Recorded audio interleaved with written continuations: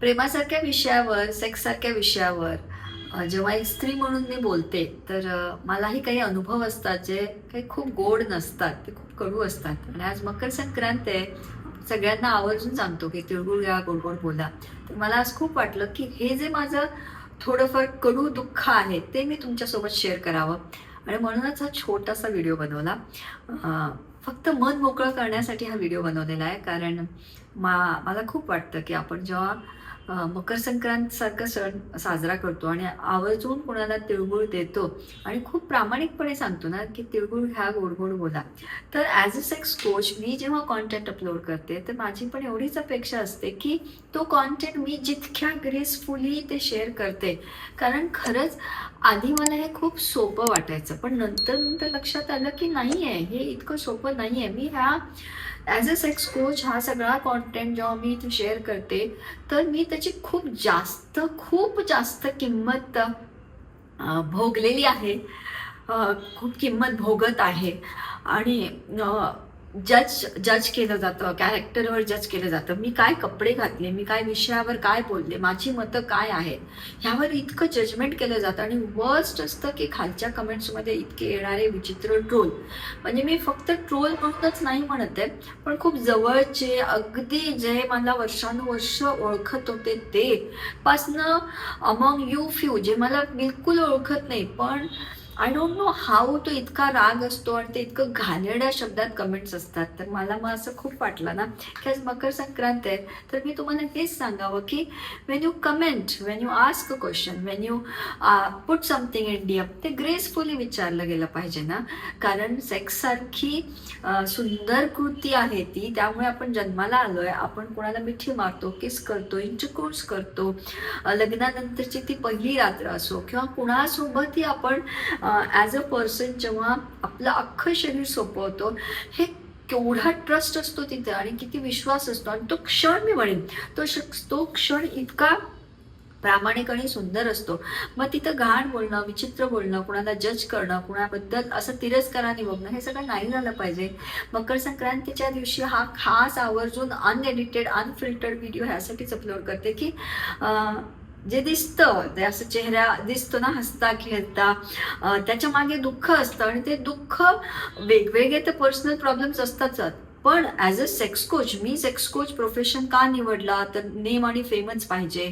मग एवढी काय गरज होती का, मग एवढी प्रसिद्धी हवी आहे का, आणि इतक्या सेन्सिटिव्ह विषयाला ह्या वयात येऊन घेऊन बोलायची काही गरज होती का, फायनान्शियली तर सगळं व्यवस्थितच आहे, आम्ही असे संस्कार दिलेत का, आणि समाजात ह्या सगळ्या गोष्टींवर इतकं बोलून समाजामध्ये येणाऱ्या पिढीला तुम्ही नुकसान पोचवताय. काही लोक रील्सला रिपोर्ट करतात, व्हिडिओला रिपोर्ट करतात. काहींना माझ्या कपड्यांवर ऑब्जेक्शन असतं, काहींना माझ्या चॉईस ऑफ वर्ड्सवर ऑब्जेक्शन असतं, काहींना माझ्या टॉपिकवर ऑब्जेक्शन असतं, काहींना माझ्या अख्ख्या ह्या प्रोफेशनवरच ऑब्जेक्शन असतं.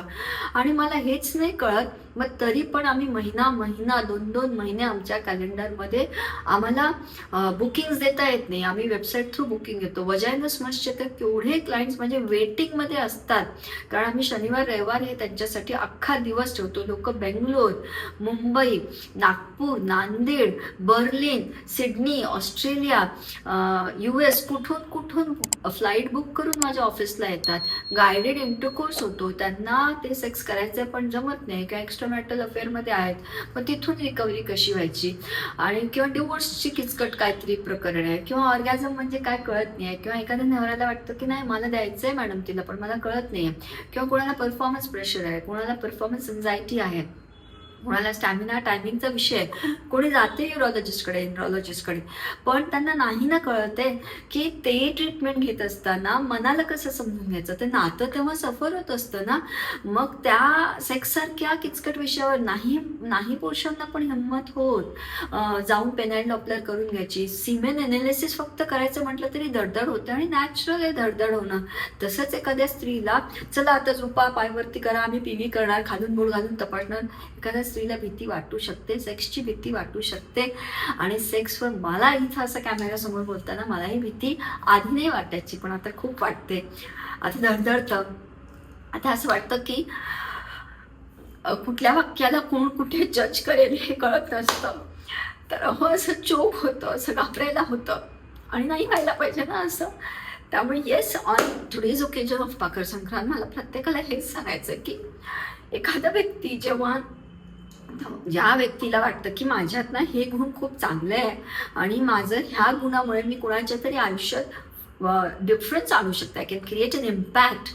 आणि yes, that is not a social service, I want to make money also out of it. म्हणजे ज्याला आपण व्हॅल्यू बेस्ड सर्व्हिस इंडस्ट्री म्हणतो, की माझ्याकडे स्किल आहे, मी व्हॅल्यू बेस्ड ती स्किल तुम्हाला छानरित्या शिकवते आणि मी ती चॅरिटी म्हणून नाही करत आहे, मी ती प्रॉपर ब्रेड अँड बटर म्हणून करत आहे.